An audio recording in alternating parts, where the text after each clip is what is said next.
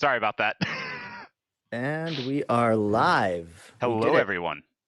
Hello, welcome to Gehenna Gaming. This is our very first actual play. Today we're going to be playing KULT Divinity Lost. I am very excited. How about you guys? Yeah. Yes. Super excited. Clearly. So I am Archetype. I'm going to be the game master for this actual play, but I want to do a little bit of a round robin and introduce everybody. Who's the first victim? Minta. Oh no. Yeah, so I am Minta, and that's, I guess, I don't have actually much to say. I'm still consider myself quite new to role-playing games. So people can't find me all over the place or something like that. And you will clearly hear that I'm not native English speaker, so I am from a far, far land somewhere else. And so forgive me for my accent, but in general, I'm very excited to play with you people. And I'm really excited to explore KULT because I actually didn't even read full book yet, so I'm very excited. Yeah, Ooh, thank you so much for joining the game, and your accent is fantastic, and you actually come from an area where KULT is far more popular than where I come from, so it's a pleasure to have you on. Indeed. All right, Def Malk, what do we got? I'm Def Malkavian, and I am VP of Community Engagement at Gehenna Gaming, and I love KULT very much, and I'm very happy to be here. And you can find me on Twitter at Def Malkavian and my Facebook, Rick Wheeler. You can find me just about anywhere. Perfect. Thank you. Thanks for making your face seen. Erykah. Hi, everyone. I'm Erykah Fassett. I am a first-time KULT player, but a long-time horror RPG fan. Been role-playing for about 20 years, and just recently I kind of made the transition into writing. Got some stuff coming out later this year. I've written for Scion, and you can find me at Rosie Rexit on Twitter and Erykah Rose on Facebook. That's fantastic. I'm actually excited to read. We were just talking off stream. Super excited to read the stuff you've done for Scion. Onyx Path, right? Yes. I've written mostly for Onyx Path at this point. Nice. Hi, Onyx Path. Okay, Wes. Hi. Oh, hi there. Got me at a mid swig there. Hi, this is Wes, also known as the Shred Pirate Roberts on the internet.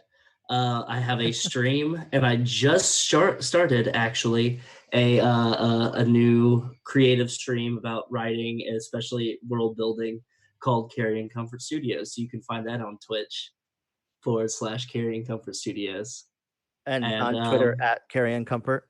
At Comfort Carrying, because Carrying Comfort was already taken apparently on the internet. But yeah, so yeah, just on Twitter, Instagram, all that stuff. Look it up. Be happy to have you, and I'm happy to be here. I've only looked at the artwork and the player source of KULT, so I'm ready to dive into whatever this is.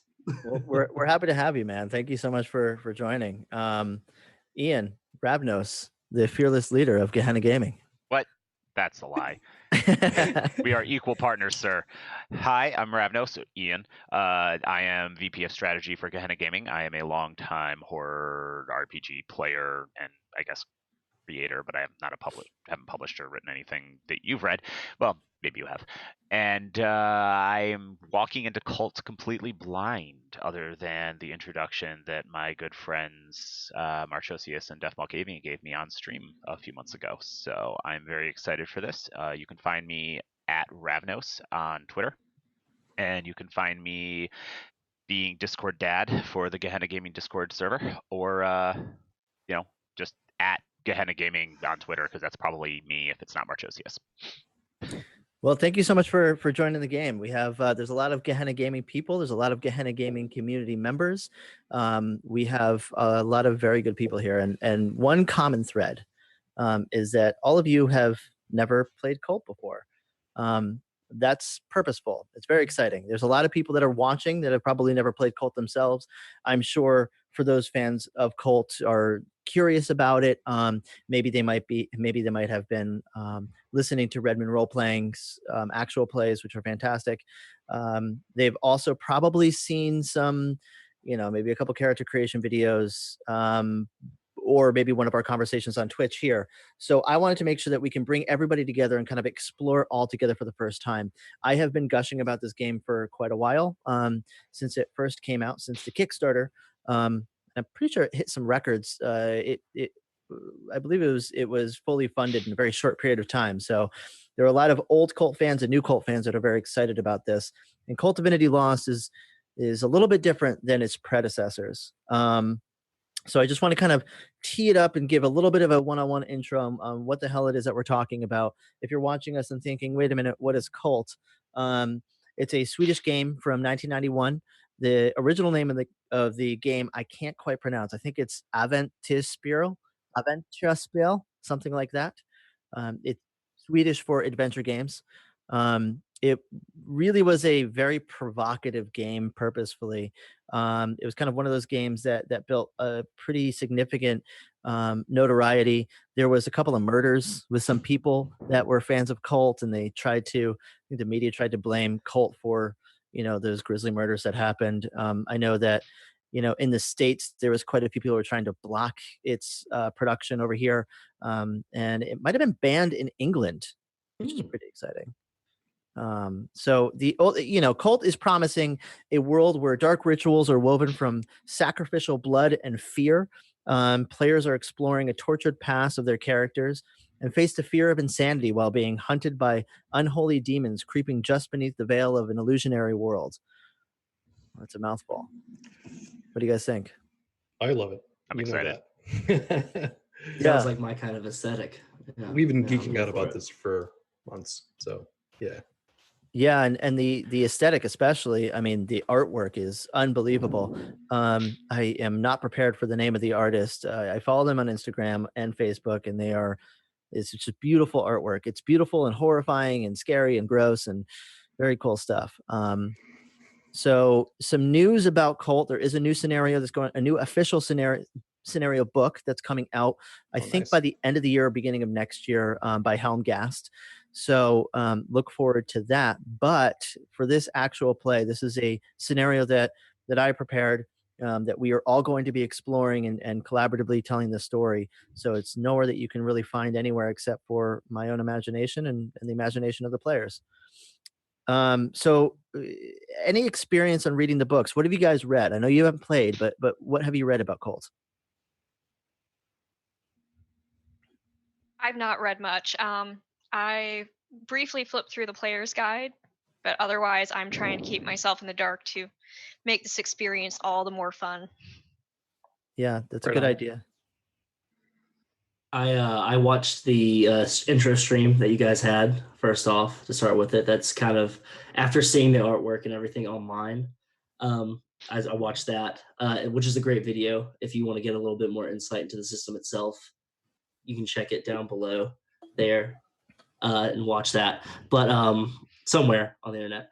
But then also picked through the player's guide and just wanted to get a feel for the rolling mechanics. That's one of the first things before I get into a game. I'm like, okay, which of the click clacks am I actually going to be using for this? Is it going to be like 6-sided or is it going to be 10-sided? And so that's about what I've left myself to. Mm-hmm.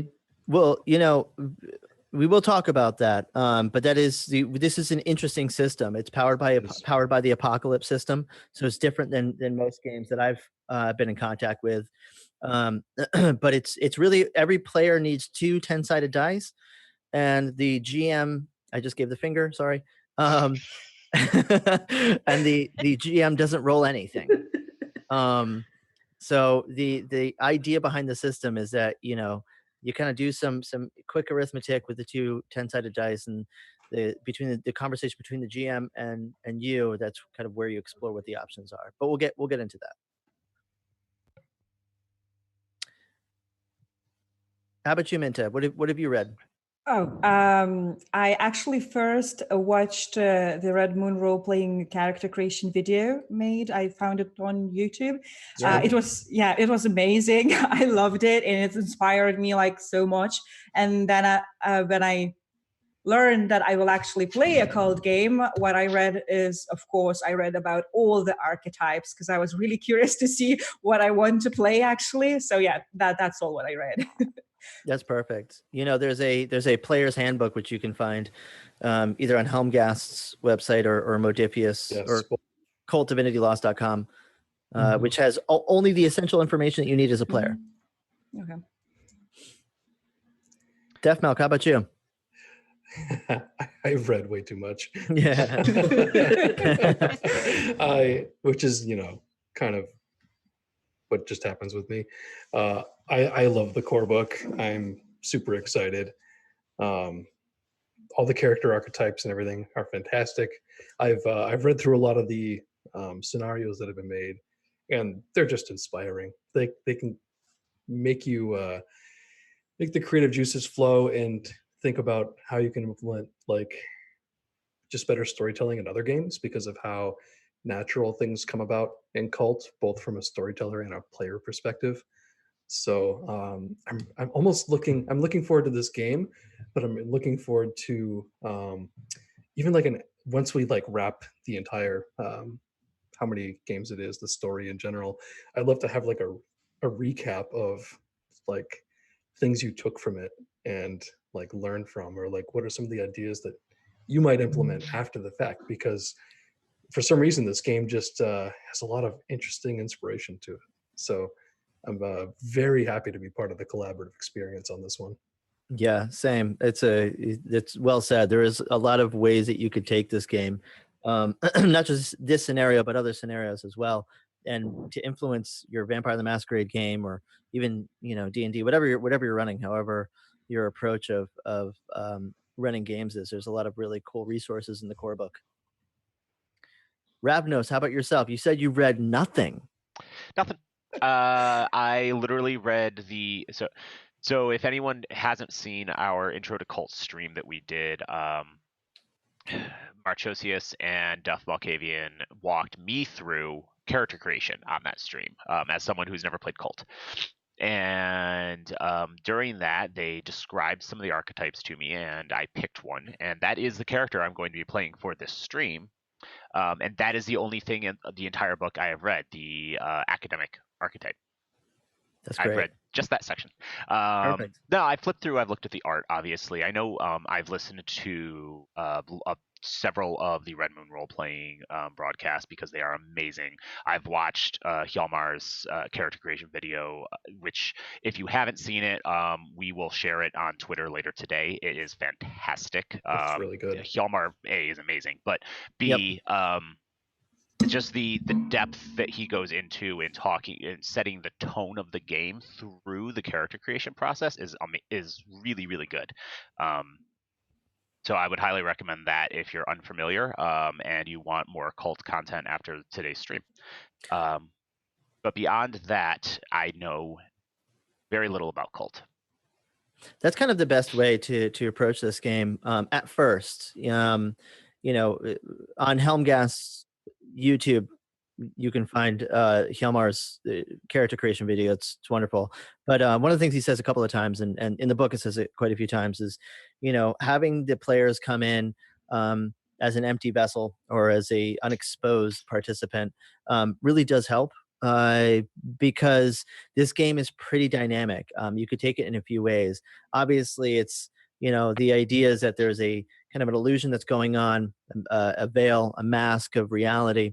Behind that veil of reality, there are multiple worlds and creatures and demons and horrible things that are existing.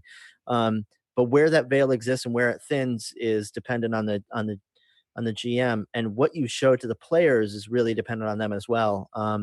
Even on some of Red Moon role-playing's games, they've haven't really dove in completely into the insanity that this game can really take you. So we'll see where this game takes us. Again, there's a piece of Cult that is extremely important, and when we start getting into the style of play, the idea is that the fiction, what they call the fiction, is extremely important. The story. So we will be exploring the story. The path of least resistance obviously is the best way, where the story should naturally go. and where the natural conclusions would be. There is a overarching, story arc. There are very specific things that need to happen, but ultimately, you guys and as players have agency, and that's one of the big pieces of Cult. One of the big takeaways is that you should empower your players by having that kind of agency, which is cool. I do want to set the stage a little bit on what kind of actual play this is going to be. We're all experiencing Cult for the first time. So there's going to be a little bit of side table talk. There's going to be a little bit of kind of mechanics discussions. Don't be afraid to say, oh, I rolled this. What does this mean? This is not a radio drama. However, I hear that there might be some getting into character on the next following streams, which I'm very, very excited about. There may be some costuming. Who knows? I'm down for that. I see a lot of excited nodding faces, so that's a good thing. And nervous looks. I'm looking forward to dressing like a nerd, unlike my normal day-to-day where I totally do not dress like a nerd. No. It's just I shaved my mustache for that. I shaved into a mustache for this, so that's the whole purpose of it. Very Miami Vice over there. Yeah, I'm jealous. I can't grow a mustache without looking creepy. I think it works on you, sir. Oh, thank you. I'm just looking forward to your stories about like people at work being like, "Why'd you shave?" Oh, I shaved for the cult. That's why I got business cards printed out that just has Gehenna Gaming's like URL on it. Just slide it across to them and don't say anything and just place the nod blame. and Just stare at them while you slide it. Don't break eye contact. Never break eye contact. Rub the mustache while you're doing it for that extra creep. That's fucking funny. There's no such thing as bad publicity, right? Yeah. Yeah, exactly. So, there is going to be opportunities for side table talk. The story and fiction are of supreme importance. So there's something that I want you guys to approach. I don't just want you to describe what your character is doing, but feel free to express how your character is feeling. I don't want to go down the road too much unless I have a specific hold or move that I can make, and you make a particular roll, and then you'll have to feel a certain thing. But I want you to be naturally expressing how your character is feeling and how they would feel, in order to kind of give depth to this character. So it's not just you walk into the room and there's creepy shit happening. Yeah, I walk in and I look surprised. I might ask you a few times, like, how do you feel about this? That kind of thing. The idea here is that we're not just showing a movie, but we're telling a story, Right. and giving that extra depth. And to put that into like kind of perspective, like even one of the attributes is coolness. Yes. Like, yeah, you walk into a room and you look surprised, but what's happening under the surface? Like, maybe you're playing like some kind of muscle-bound enforcer or something, and on the outside, yeah, you've got a high coolness. You're looking like, oh, I've seen some stuff before. Inside, you're like, oh my God, I've never seen anything quite like that. Keep it together. Keep it together. Or vice versa. I'm making a big deal because I'm very dramatic, but my coolness level is so high. Like everything is fine. I'm just kind of taking advantage of the situation. Oh yeah, like The and pathological liar disadvantage on one of them, I believe. So you can kind of start lying to people, and there's just very interesting ways you could take it. I think of, like, when you say that, I think of the character who was Eric from that 70s show. Yeah. When he was in the movie Predators, the whole time he was like, I don't know why, because they brought all these people who were like people like involved in warfare or martial arts, and he's just like this nerdy guy, and he's like, I don't know why I'm here. They must have made a mistake, and the entire time he's a serial killer. It's amazing. He's like, oh my God, like, I know nothing, you need to protect me. And meanwhile, he's like, that plant looks really poisonous. I'm going to coat my little knife in this and kill somebody. It's like, oh dear God. Like, yeah, you could be acting nervous just because you don't want to give yourself away. There's so many different layers that you can go with this one. It's going to be exciting. So that brings up an interesting subject, and I'd like to hear everybody's thoughts on this. How do you want to approach this? Nobody is going to know each other before the session starts, right? Your characters are not going to know each other until the thing happens. But as players, do you want to know about your characters, or do you want to keep that level of secrecy so that you can it gives you something to reveal and kind of adds a little bit of a level of manipulation if you want to include that?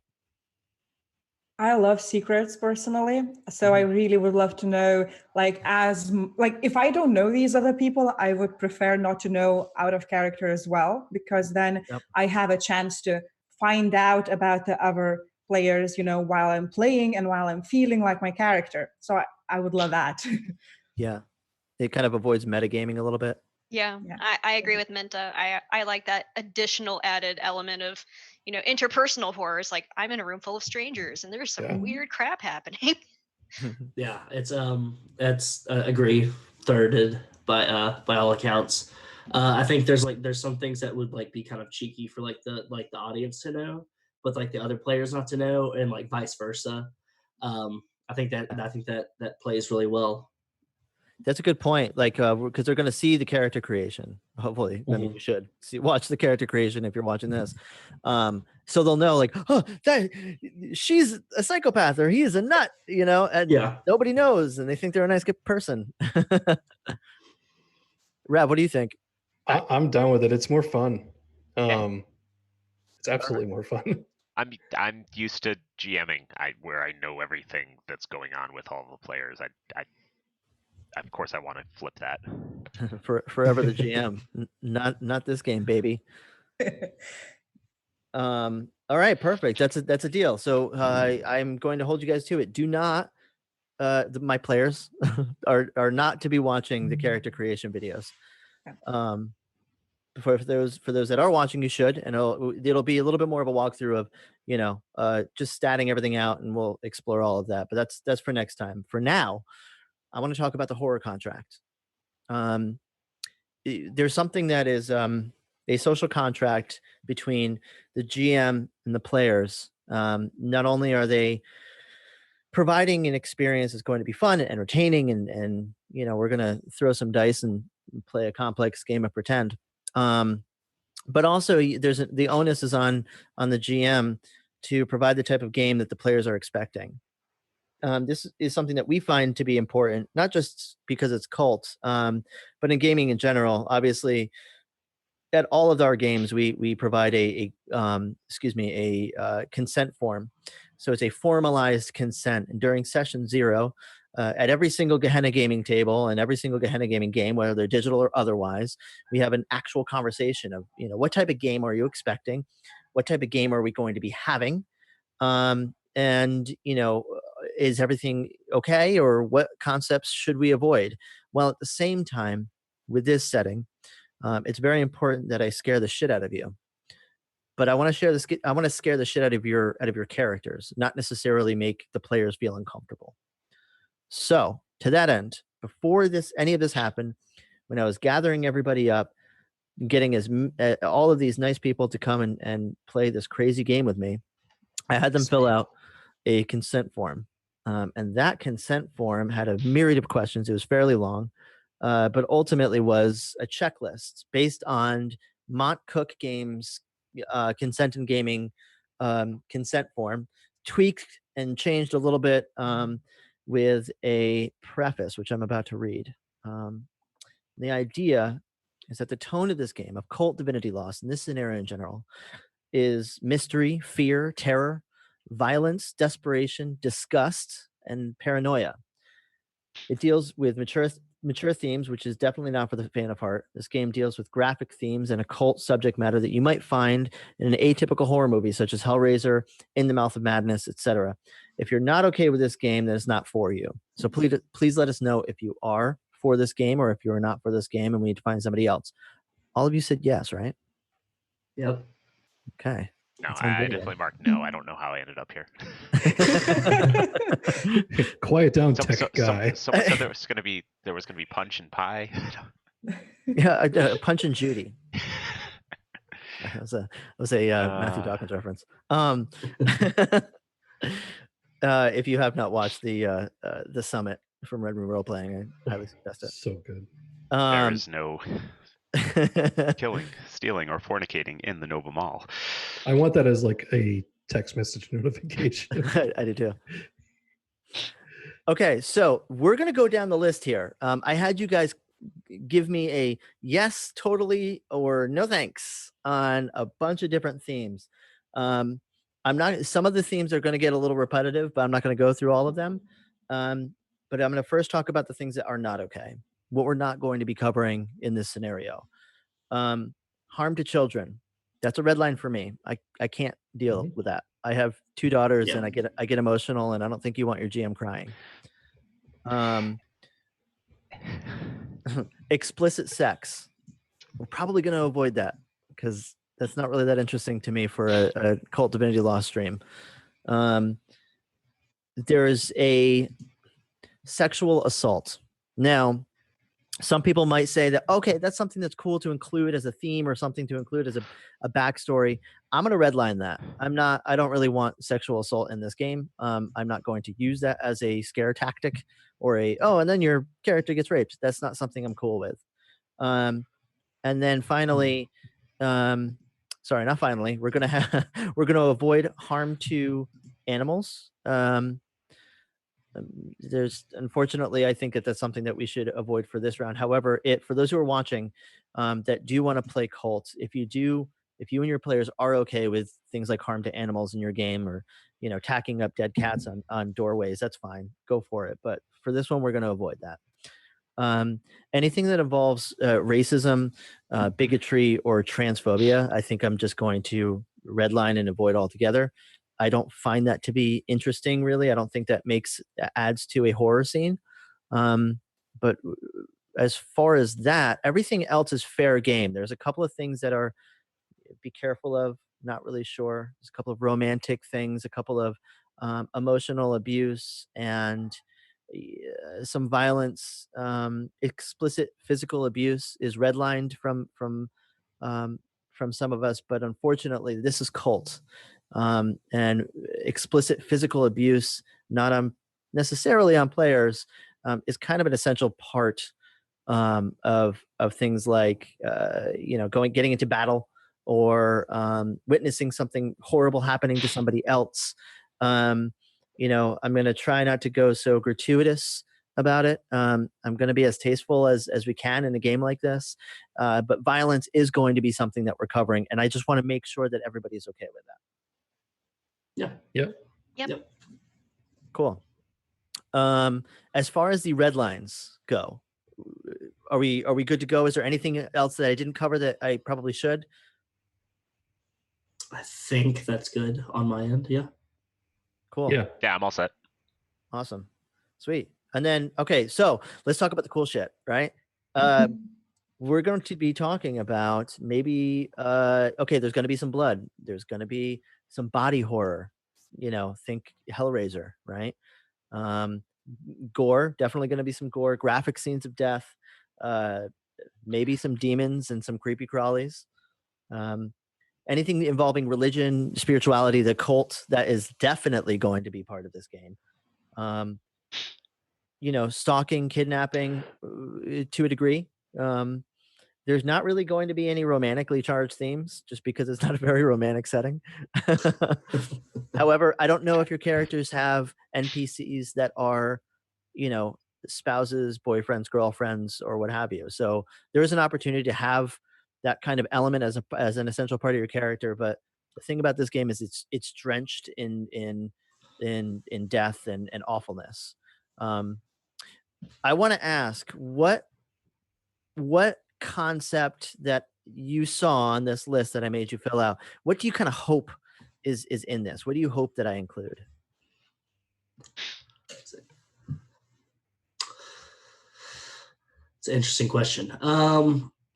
Even if it's something definitely creepy crawlies and demon monsters. Yeah, demon/monsters. That always goes for it. But more on the like cerebral side. I do really like to see people's take on like betrayal.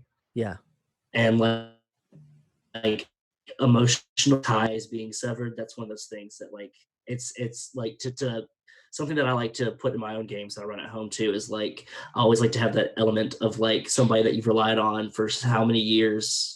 All of a sudden, you've got a knife in your back, and the hand that's connected to it is somebody that you've trusted, like that. And I think that's like such a interesting concept that should never go away from film or media. Yeah, I agree. The only thing that I can, the best way for me to explain what I would find most interesting to explore personally is to reference film. And I know you've seen these movies because we've talked about them, but like Dario Argento's Suspiria, Inferno, that sort of unsettling, Midsummer. Not necessarily, that type of horror where you're just constantly on edge and unsettled, and it just gets weirder and weirder, and you don't quite know why, potentially until the end, and potentially you just never do. That's the feel that I am most interested in with Cult, I think. Having recently watched a bunch of those movies too, they're like fresh in my head. So yeah, I want to watch all of those now because I love those movies. But it's a good point. I think I'm glad you said something like that, because that was something I was toying around with, is including themes like that, where the world is slowly but surely going crazy and you're the only sane one, that kind of idea. So In the Mouth of Madness. Right. Yeah. Erykah, Minta, how about you? Is there anything that you kind of hope I cover or that I include? Is there something that a particularly interesting subject matter that you wish? I really think Ravnos really kind of covered it for me. I like that entire just ever increasing darkness and a person left wondering, it's like, am I going crazy or is the world going crazy? And that sort of self-doubt and self-horror when it dawns on you, you're like, maybe I am the crazy one. Holy crap. And you're just freaking out, when you finally have that psychotic break and you don't know what's real anymore. When you have that sort of division from reality type feel. I really like going into that type of psychological horror as well. Yeah, psychological horror is a lot of fun. Minta, how about yourself? What do you think? When I think about the horror games and I want to play them, that usually I expect as well the mentioned psychological tension, because there can be as many as someone wants, like these monsters, like unrealistic creatures, right? But for me, the true horror comes when it's very real, very close to what we have kind of outside, even I would say. When you have to face the monsters who are humans, I would say, for me, that's the true horror. When you have to make the decisions, which changes you, and finally you have to fight what is within you, like who am I? Like making the hard choices, the decisions where you don't like nor the first nor the second option, but you can't find a third option, and you have to make the decision. So that's what I'm like kind of hoping for. Yeah, that's wonderful. Yeah, it's almost like there's something that happens when they in movies, and we'll talk about movies in a second, but when they turn the camera directly on the monster and it's full lighting and it's this crazy demon or creature of some kind, it diffuses it a bit, and gives you an excuse of, oh, well, I'm not that bad because look at this giant monster that's in front of me. But when the person is the real demon, that's tough. So one final thing I want to talk about. We have our list, right? We've got it. I think we've got a lot of greens and we got a few reds. So it's good to go there. And I think that I'm going to be, throughout this game, I'm going to be reminding myself, just so that I don't accidentally take things a little too far. I'm going to remind myself and revisit this list of what's okay and what's not okay. So one thing that we do need to do is come up with a word, something that somebody can say that kind of doesn't stop everything and stop the presses and we're completely interrupting this game. It just kind of lets everybody know, like, you're kind of touching on something that I'm not okay with and we need to move on. A safe word, if you will, also known as a safe word. Other than pineapple? Pineapple. I was about to say pineapple. Smiley face, smiley face, smiley face, pineapple. Smiley face.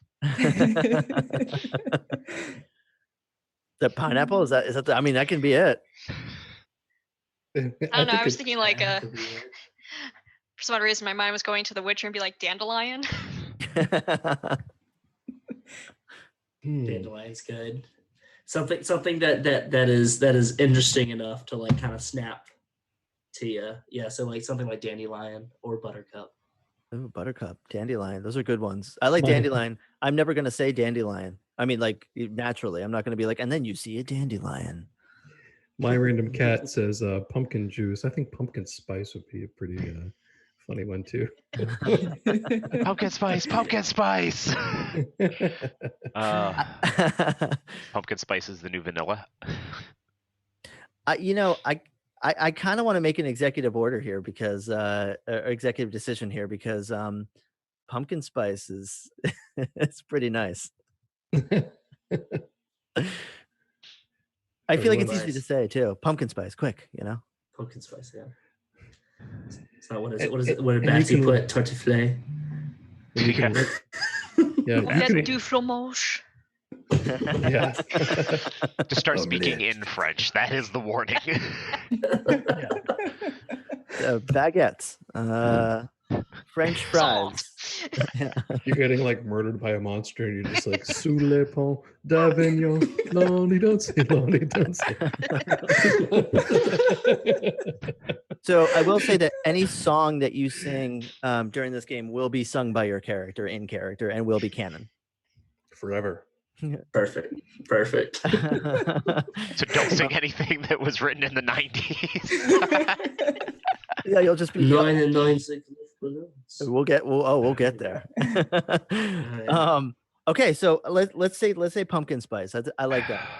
Easy for me to remember and know that. Why are these? Oh, I should stop because I might. I mean, you never know, right? Like, what if there's a dead cat and you're like, Mark, pumpkin spice. Mark. I'll just glare at you. I'll be like, Mark. But it also helped players too, right? Because you guys might get carried away as well. Yeah. You never know. I mean, these are not. This is true. It's a good reminder. They're not all good people. We're not going to be playing heroes. We're going to be playing people that are stuck in an illusion, and are not going to be dealing with the revelations very well. There is a potential for some PvP, but it's not going to go that far. I would personally like it if there is at least some collaboration. So my hope is that you guys like each other's characters and that your characters like you. I personally am a huge fan of your characters so far, and I've only heard a teeny tiny little bit. I'm very excited. I encourage. Well, we only know what one person's playing, and that's Ravnos, who's an academic. So yeah. If anyone wants to kick his ass and take his lunch money, that's okay. I actually have that as one of the things. That's My character might actually kick his ass and take his lunch money. Oh God, we're gonna relive the Breakfast Club. So long as you guys can share, like, as I was writing this character, I was like, "Yeah, I like this guy. Yeah." And then I started hating him. You kind of want that, like an equal love-hate with your character. This is what friends do. Yeah. Yeah, I approve. So long as you can have a whiskey afterwards. Absolutely. Okay, so let's talk about fear. That's the essential part of this game, right? Fear. So what are you guys afraid of? What scares you? Like legitimately. Because I don't want you to go, okay, I'm gonna tell this guy, I'm gonna tell Marchosius what I think I want in this game, but I'm not really afraid of it. Or I also don't want you to give me like a canned answer, like, oh, I always say heights, so I'm just gonna say I'm afraid of heights. What's visceral and crippling for you? What actually scares you? For real. Like in real life? Yes, like in real life.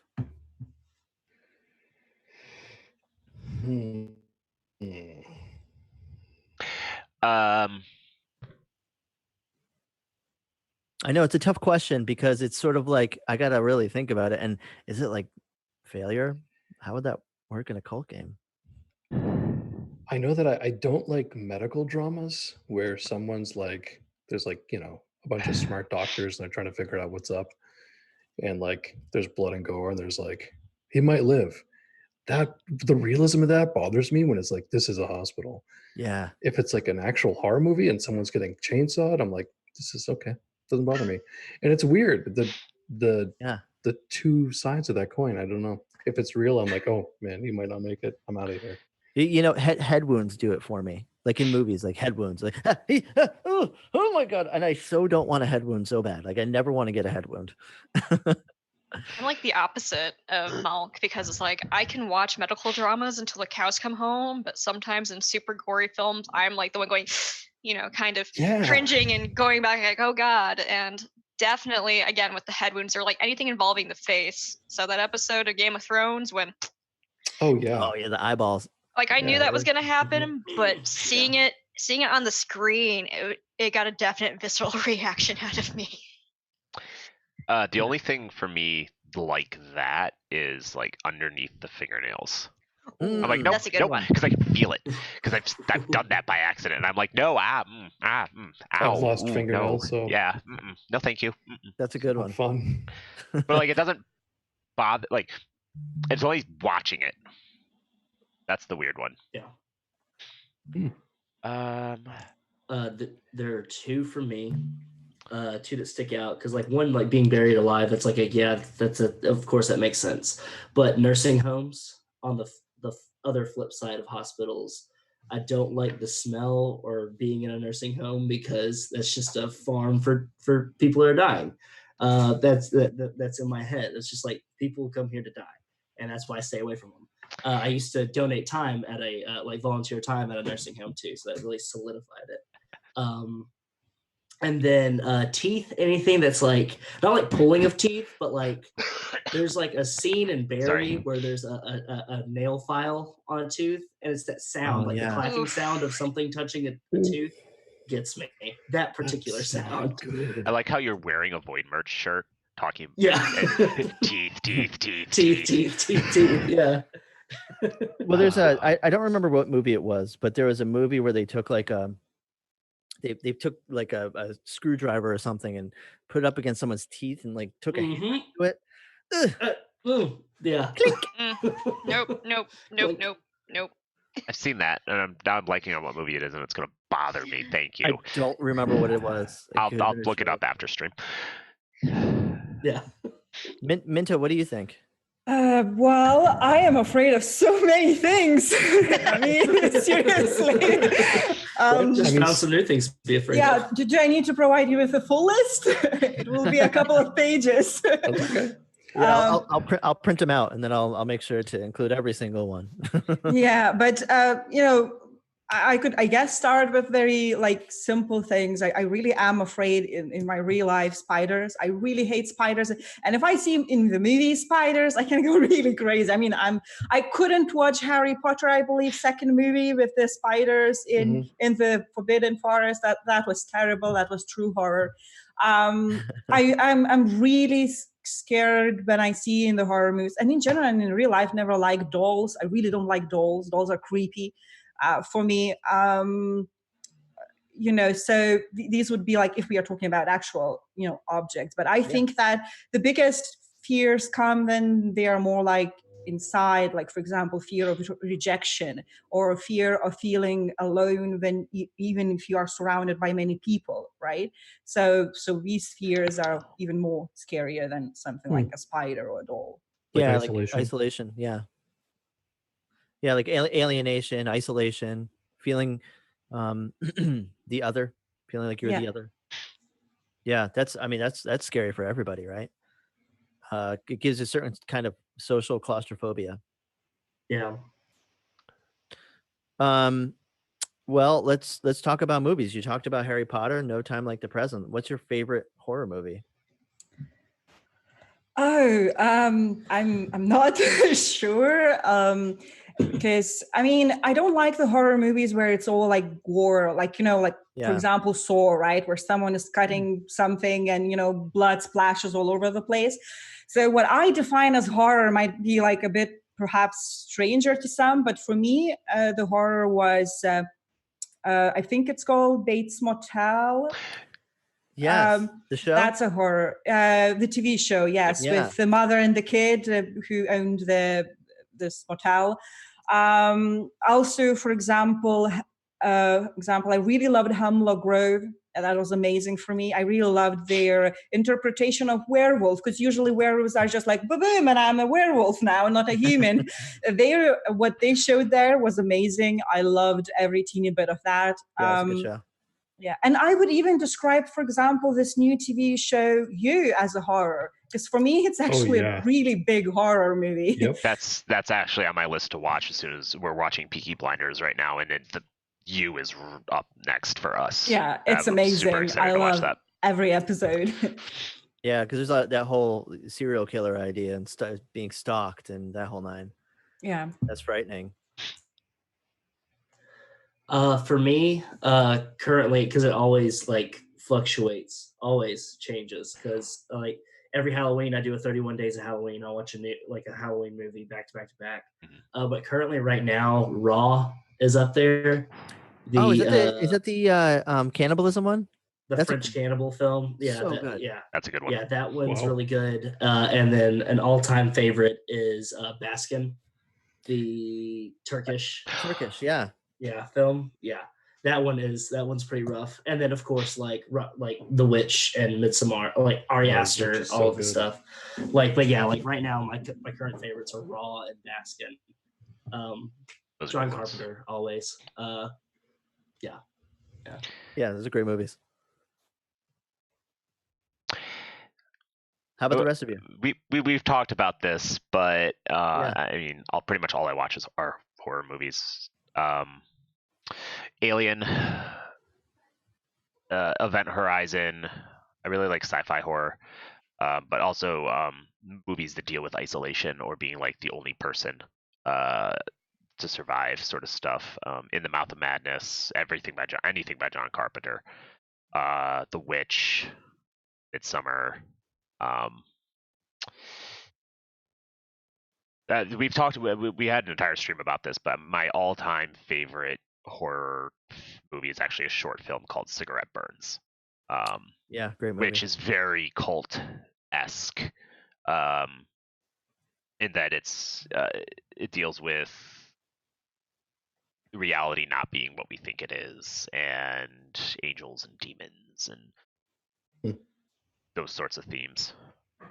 Also by John Carpenter. If anyone hasn't seen it, it's by John Carpenter. It was part of the Masters of Horror series. It's a fantastic short film. Stars Norman Reedus and German actor Udo Kier. Thank you. Yeah, he's great. Those are some very, very good movies. I think the entire Masters of Horror series is pretty good. Most of them. There's probably a couple ones that are not so great, but a lot of them are really good. Yeah. I liked the original Ring, the Japanese Ringu. That was good. Yeah. Well, it's just like the atmospheric part of it, like, and a lot of American horror cinema, like they rely a lot on like, the score and Psycho, you'd hear like, the you always had those buildups, but in Ring, it's just like this dead silence, the crunching of the leaves, and then she crawls out of the well, and it's like next thing you know, it's like I'm not going into the woods anytime soon. Yeah, there's nothing to distract you from what she's doing as far as music in the background. Yeah, and it just kind of, I feel like it kind of heightens everything when you just got like that dead silence. I don't know. I consider also Misery with Kathy Bates a horror film. Yes. So yes. It's like, we got to go back to Stephen King, and I absolutely, I think that was my first favorite horror film growing up, was watching Kathy Bates just completely losing her crap, and like, the whole being a captive of like this Psycho fan. Yeah. And the movie gets that one scene, the woodblock scene. The movie, it's so much worse than the book, and I have to give it to the movie because in the book it's very cut and dry. I'm not going to spoil it. Go read Misery. But Misery, top tier. Yeah. Sorry. Go ahead. I think it does that same thing that you were just talking about with Ring, where it's like it's kind of dead silent when she hits his feet with the axe or with the hammer or something, right? And it's kind of like this very deadening kind of breaking sound without any kind of score behind it. It wasn't like it was a dun dun dun and then I hit him with the hammer. It just kind of happens, and you're like, what?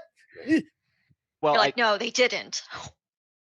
So, It's, I mean, I watched Hereditary recently, you know, so Great another movie. Ari Still haven't Aster, seen it. you know, yeah, no, I recommend Hereditary because it's, My God.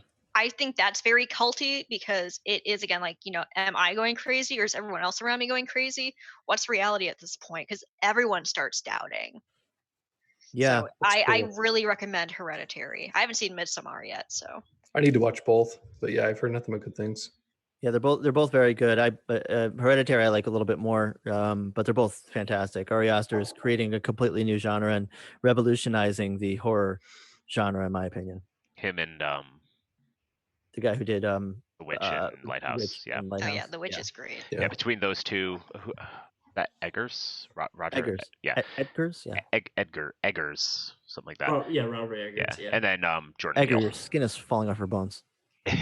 And then Jordan Peele. Like those three are like. Yeah. Oh my I God. Yeah. still need to watch Get Out and Us. So good. It's I amazing. actually haven't even seen Us. Just from Get Out, I'm like, Get out. he's Us is okay. top of the pile for modern horror directors for me. What about you, Def? Have you what's your favorite? I love The Thing. Mm. John Carpenter's The Thing. It's my go-to. I like Ravnos. I like Event Horizon. I love In the Mouth of Madness. I had one earlier, which obviously was great. I had one earlier that wasn't said as of yet. Oh, Storm of the Century. Stephen King, the miniseries they had that was on TV. Interesting. That was so good. Oh, where yeah, it's Andre Lenoge, who is I don't think I've ever seen it. a man It's who good. walks into town. Viewer, yeah. Yeah, it's very cult. He walks into town. He kills this old woman watching TV right before this storm of a century is about to hit this town in Maine, and everything goes on lockdown, because of the storm coming up. And he just kind of like gets handcuffed and walked through this store where everyone's buying provisions for the storm, looks at everyone and just starts telling them about all the dark secrets and sins they've had for like 30 years. They all kept hidden up, and they're just like, who the fuck is this guy and why is he here? And other murders start happening with blood written on the wall that says, give me what I want and I'll go away. And in the end, he's there for their children, and they have to literally draw stones to see who gives it up. And you're not sure why this is happening, but it's very psychological, isolationist, cult-like, and super fucked up. They nailed it out of the park with that one. I gotta watch that one. That's one of my favorites. And I think it's a perfect, especially if you like that whole idea of like a pagan deity. Oh, totally. Yeah. Like, very like Children of the Corn. Very, very folk horror. Yeah. Mm-hmm. Another one that I personally like, where it's like the concept of "Are you crazy or is everyone else crazy?" is "Let Us Pray." I don't think I've seen that one. It's either an Irish or an English indie film. It stars the guy who played the Onion Knight on Game of Thrones. Oh, he's so good. Liam Cunningham, I think. Cunningham. Thank you. Fantastic movie. It takes place like in a.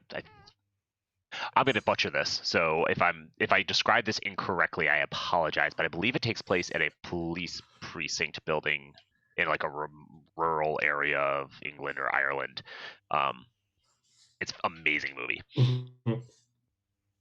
Well, I mean, I'm definitely going to check that out. And Storm of the Century. I'm excited to watch some more horror movies, and I think with cults, inspiring your game, utilizing horror movies, not just the general themes and tones and plot lines of horror movies, but also specific scenes that really get you, right? Really like impact you negatively or scare the fuck out of you.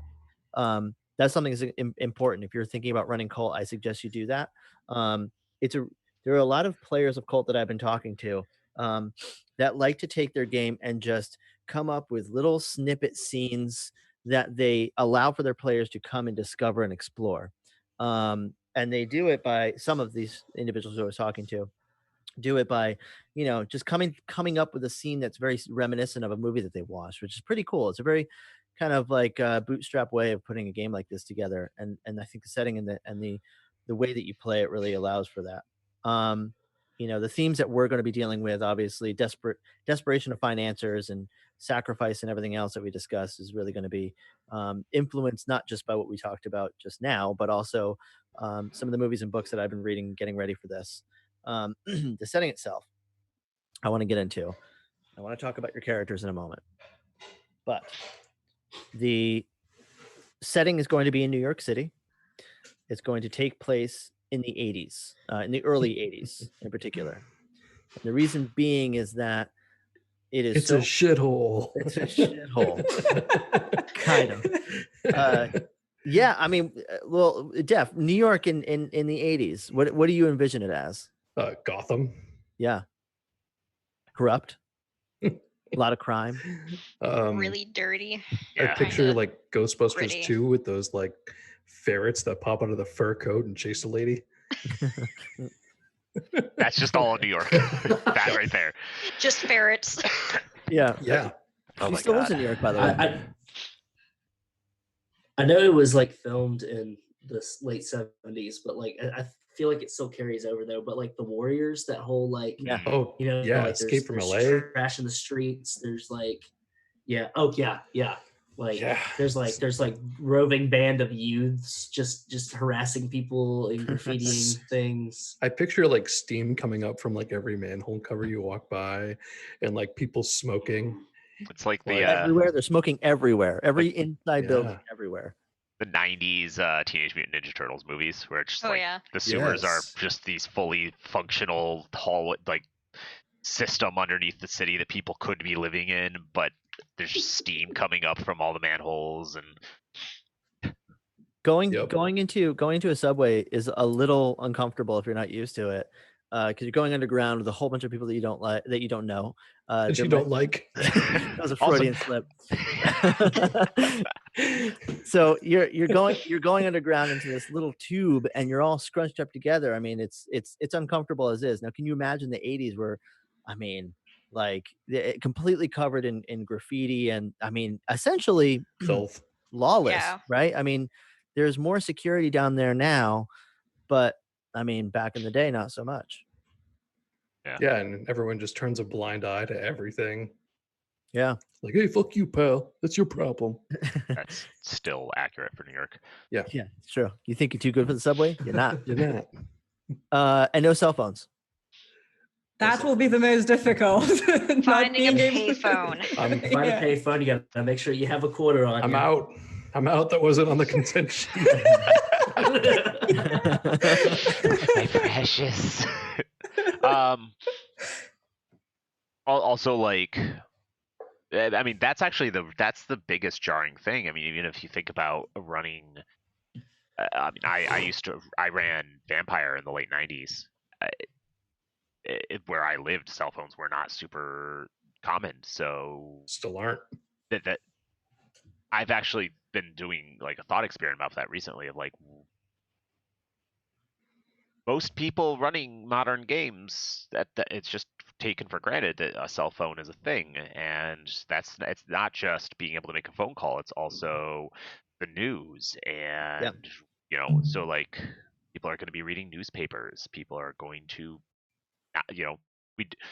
there's a lot to factor in with that one in particular that I think is interesting. Yeah, and the idea is, there's no Lyft, there's taxis. One of you said, Wes, I think you said, if you don't have a quarter or a dime, as it was back in the early 80s, you can't make a phone call on one of the payphones, because they started like chopping. I mean, they cut off all of this. There's a lot of payphones that still exist in New York, but all the receivers are all cut off and they're not connected to anything. So they will be working, and you could get in contact with an operator, say, or make a collect call. 1-800-COLLECT. Right. But you can't necessarily say, okay, I'm going to call my boy and tell him what's up. And when you're walking down the street at night, you're by yourself, truly by yourself. And if you're being stalked, I mean, what are you going to do? Call 911? Or hunted. Right.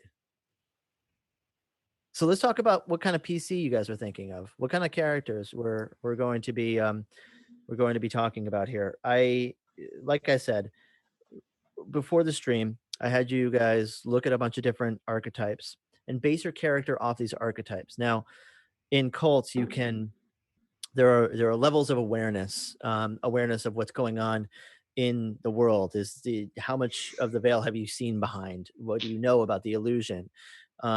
Your characters are all going to be asleep. You won't know. You will be sleepers essentially, and we'll on our next stream we'll talk about what that means in terms of mechanics and breaking out your character sheet. But there are things like what do you do in your day-to-day to distract yourself? But more importantly, those sleepers have the potential to become actual archetypes, which will happen shortly thereof within the game. So let's go through one by one. I think Minta, let's start with you. What is your character on a basic level? Don't get too deep into describing your character, because we'll talk about all that on your personal stream or in your personal one-on-one character creation. But what are you thinking as far as archetype in general? If you have a name, cool. Let's talk about it. No, I haven't picked the name yet, but I definitely thought that for me, it will be best to play an immigrant, because I don't know how America looks like. I mean, I was not even born in the 80s. I don't know how 80s America looks like even more. So I thought, yeah, I will play an immigrant who knows quite just, very little about the New York. Perhaps she lived there for 3 years, 2 years, just a bit to get adjusted. And she will definitely be coming from the East Europe. I have not fully decided yet. Well, I'm kind of thinking perhaps from Russia, because we already discussed a bit that it would be quite fitting. Yeah. I have 2 different options I would like, and one and the other I like, but I prefer to discuss that one-on-one, which one. But I'm looking at the archetype doll. And as I said, there are 2 options where one might be that my character will be a bit more on a rebellious side in a connection with underground of the New York, let's just go like that. Or she will be more shy, innocent sort of type. I just wanted to really play something who is not what I usually play, because usually I play, let's just say in vampire terms, adventure. So I want something completely different, and I thought that the doll will be very fitting. And I also hope that she will not be overly high on intelligence or wisdom, but she will be very empathetic, right? And perhaps a bit more temperamental. So that's that. I'm really vague, but no, I think it's great. I think it's very fitting for the setting. That obviously we're going to be in New York in the 80s. I mean, coming from Eastern Europe is very, very appropriate, because around that time there was a influx of people that were coming in from that area because of the Soviet Union. So I think it's really, really appropriate and really fun. I want to read the doll for everybody, what that short description is. Oh, please do. If you're reading along in the core book, you can find a list. There's a page by page for each archetype, and there's a small description for each. The doll strives to break free, to be human again, and assume control of her own life, while others strive to possess her. She has lived a life in submission as an outcast, a prisoner, a freak, or a trophy. Feelings of emptiness and tragedy reside within her, as well as dreams of hope, love, and happiness. Dreams which are shattered over and over again. Oof, it's tough. That's a fun one. I like that. I'm very excited about your character, and I can't wait to kind of walk through the ins and outs of fleshing this thing out. Okay, let's go. Next player. Who's next to me? Who's below me? Someone's below me. Hi, Ravnos. I can see the overlay. I mean, I mentioned it earlier. Academic. Colin Merrick. He's a perpetual student. Currently trying to get his PhD in probably philosophy, religion, theology.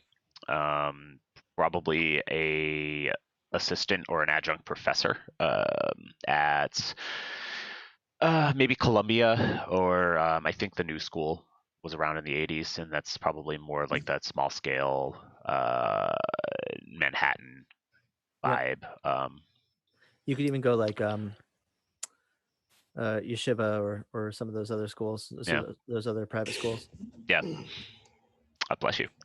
Thank you. And but yeah, no, he's a nerd. I've been putting together the playlist for my character, which is like King Crimson, Pink Floyd, a lot of 70s prog rock. He's probably a little more straight-laced than some of his colleagues, especially in like religion and philosophy, but not super vanilla, not probably a little bit more adventurous than say, what's the main character's name from Mindhunters? Oh yeah, I know. I don't remember. That guy, but like that guy's like the pinnacle of vanilla. Yep. Yeah. Probably a little more adventurous and outgoing, but more on the intellectual side of things.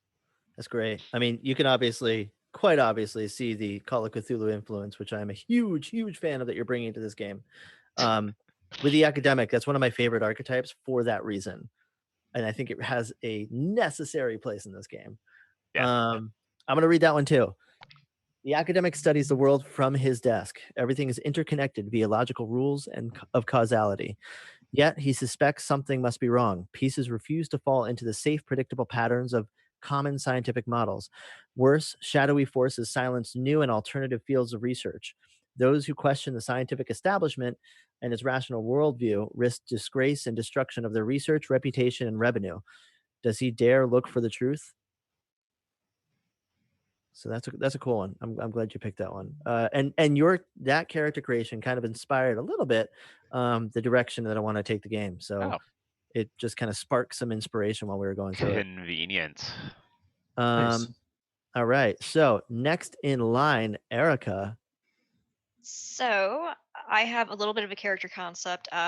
Don't really have a name, but I'm torn between the archetypes of either the Seeker or the Cursed. Ooh. I like the idea of the Cursed because a part of the concept was, every person in their life is just like gone, died horribly. In this case, I had the idea of like, they were, part of the club and the party scene, it's the 80s, cocaine's everywhere. And and just figuring like, maybe someone they cared about, OD'd or something. And like, they just feel like there's everyone I get close to dies horribly. So it's like, am I cursed? I don't know. It's like the idea of like someone just having like this feeling of like just heaviness and like I'm damaged goods. Yeah, that's a good place to take it. Especially having someone who's cursed that isn't quite aware. That is one of the challenges with this game of if you do have an archetype that is a sleeper and basing it on the curse, that gets a little difficult because it might bump up a little bit against the scenario that we have. However, I do want to hear what you like about the Seeker. I was just looking actually through because I actually hadn't looked at the archetypes until about 10 minutes ago. So pardon me. I found like this really cool webpage where they'd actually like associated film characters with the different archetypes. Yeah, that's cool. And that's one awesome. of them for the Seeker was Lisbeth Salander from The Girl with the Dragon Tattoo. Yep. And I absolutely love that entire trilogy. I've loved all the books, all the movies, the original, and then also the American one. So I kind of like also having that sort of, kind of punk, I'm going to figure things out. There's something weird going on and I don't know what, but I've got to get to that truth. Yeah. Well, I mean, Lisbeth, right? Lisbeth? Yeah, Lisbeth. Yeah. Okay. So outside of what I just said about how I don't know about the cursed, I mean, like, this archetype, right? Like this archetype, Lisbeth, that kind of what this encompasses. I'll read it in a second, but I really like that idea. And I think it'll allow you to kind of take on some of that persona a bit, some of that archetype that you already kind of have a little bit of a model on in your head. And I'd like to, there you go. Because Lisbeth is a badass, and that is fantastic. So let's talk about Seekers. Seekers are explorers of modern, ancient, and forgotten urban myths. They are bloggers, hackers, and storytellers of the modern age. On the internet, faceless voices whisper of lies and conspiracies. In abandoned subway stations, someone leaves messages in seemingly meaningless graffiti. For the seeker, no price is too great to find the truth and expose it for public consumption. We're in the 80s, so the whole internet hacker thing might be a little difficult. However, having to like go into, shitty underground bookstores and talk to shady individuals, or go to like dungeon type clubs to try to get info. I mean, that's cool. Yeah, that sounds about on brand for me. So I'm into it.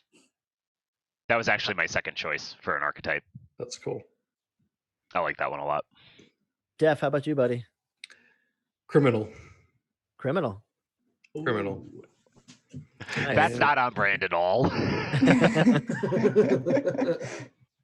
And my character's name is Armand.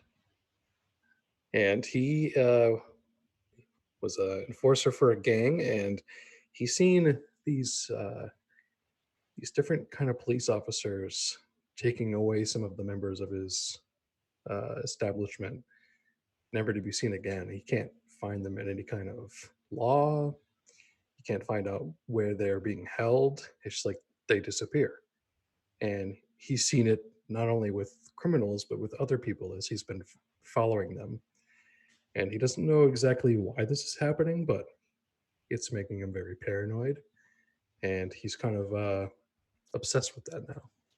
I like that. So is he like a small time kind of criminal, or is he? Yeah, more small time. Is he a made man?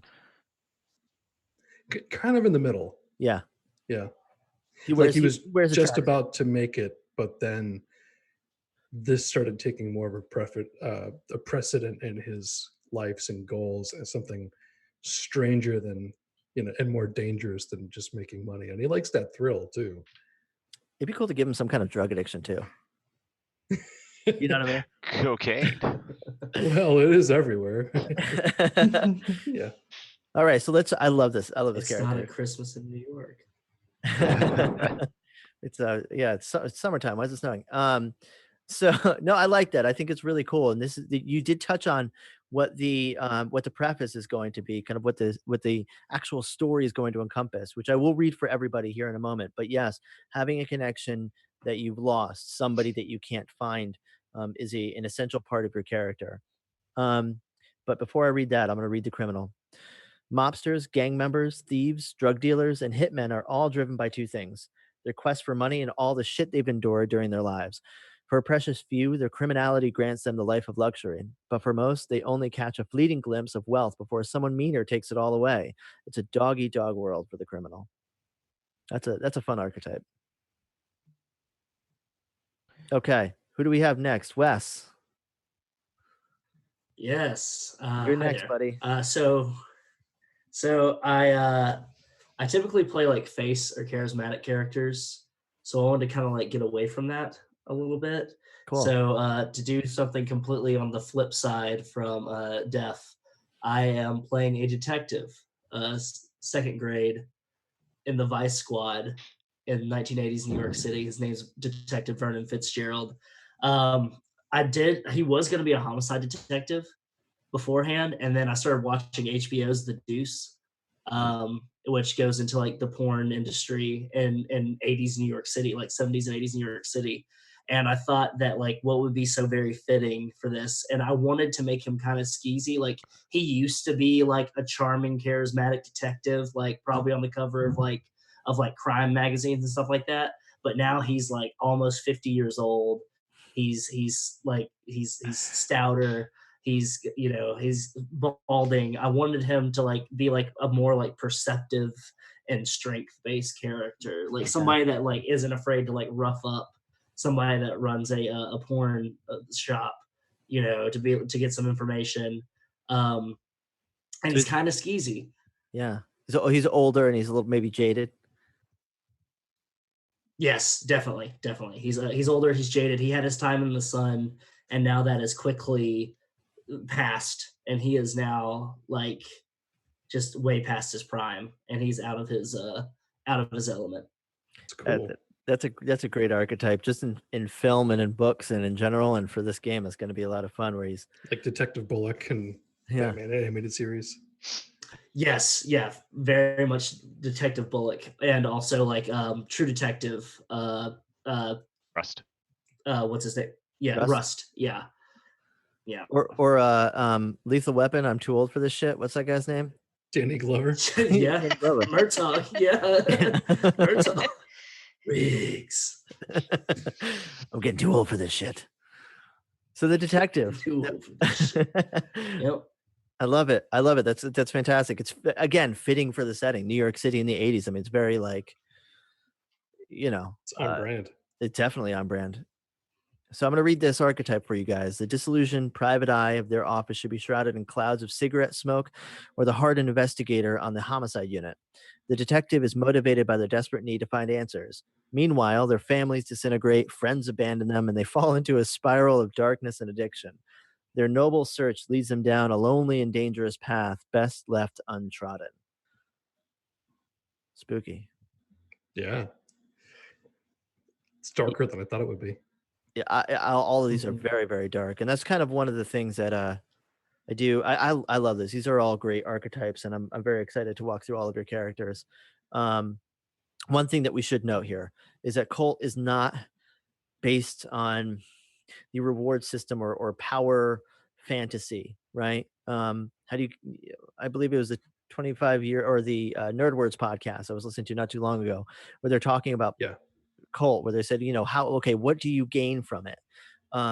What's the win, or what's the success of playing KULT as a player? Like, what do your characters get? Essentially you're discovering things and you're exploring the story, fleshing out this detective so he becomes even more three-dimensional. Self-discovery.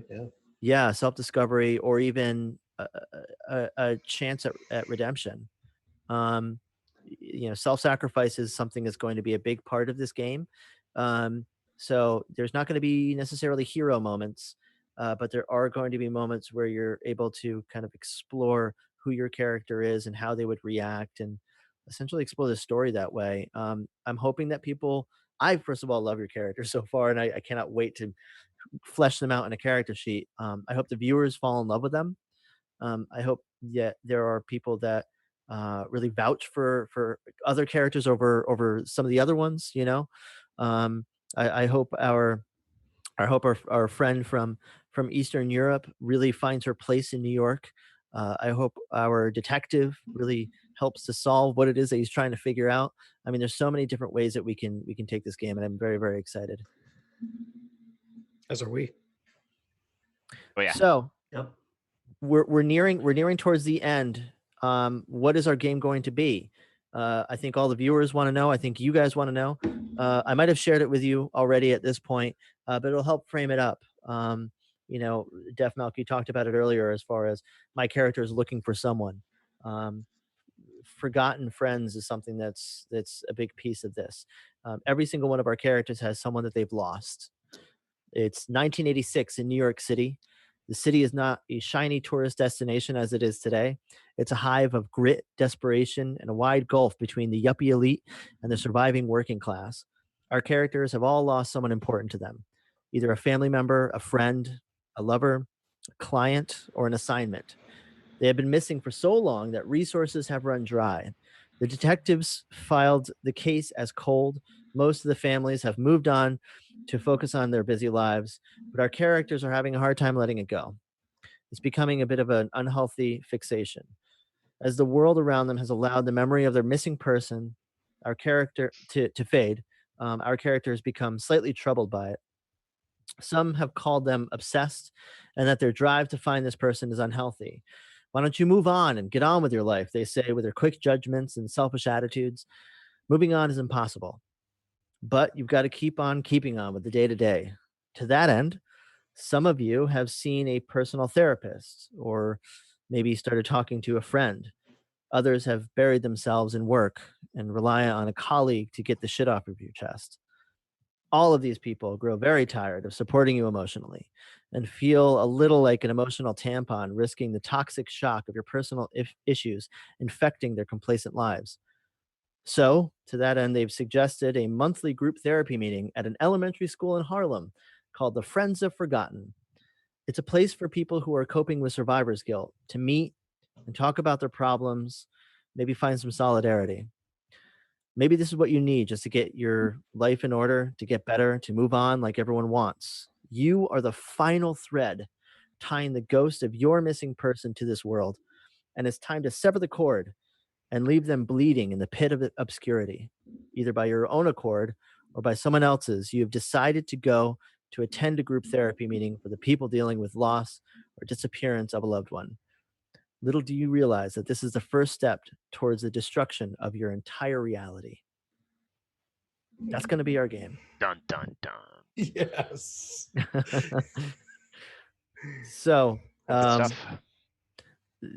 next game or next session, which is going to be in 2 weeks, one of you will be going through your character creation. I want everyone, this is your homework, I want everyone to think about who it is that convinced them to go to this meeting of Friends of Forgotten, why it is that you were compelled to go, and maybe kind of flesh out the person that's missing. Maybe kind of think about some NPCs or some familial or professional contacts that you would have. But we'll walk through it all next stream. Thank you so much for joining us. Let's go around and introduce everybody and where they can find you on the interwebs. Minta. I am Minta. I can be found on Twitter at Minta Krikome. That's that.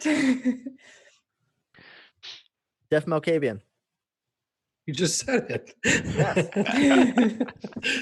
At Def Malkavian on Twitter and GehennaGaming.com. Perfect. Erykah. You can find me at Rosie Rexit on Twitter and on Facebook as Erykah Rose. Wes. Yeah, you can find me on Twitter and Instagram. I post a lot on there too, at the Shred Pirate. And you can also follow my stream at Carrying Comfort Studios right here on twitch.tv. And it's Comfort Carrying on Twitter as well. Thank you. And Ravnos. Well, you can find me on Twitter at Ravnos. And obviously, you can find Gehenna Gaming at Gehenna Gaming on Twitter, gehennagaming.com. You can get links to most of our social media in the footer over at that website. You can also stay up to date on our stream and our schedule. You can also join our Discord from there, which all of these lovely people are members of, as well as about 300 other people or something like that. And of course, you can also find us on Patreon at patreon.com/Gehenna Gaming. You can find us on Instagram, Facebook, etc., etc. And finally, I am Marchosius. I am the GM for Gehenna Gaming's first actual play of KULT Divinity Lost, called Good Intentions. There are many roads that lead to certain paths, and our path will hopefully find the horrific world of KULT Divinity Lost, the black metal of tabletop RPGs. Thank you so much to everybody who is on stream right now and playing this game with me. Thank you to all of you who are watching. Tune in a couple of weeks and we will start going through character creation, and tell us what you think on Twitter, on Facebook, wherever. Absolutely. Thanks, everybody. Thank you and good night. Thanks, guys. Night. Right.